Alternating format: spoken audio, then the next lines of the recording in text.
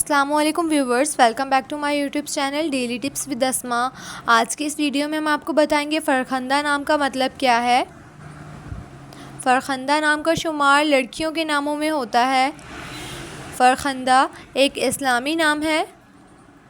फ़रखंदा नाम की इब्तिदाई तारीख़ अरबी ज़बान से निकलती है।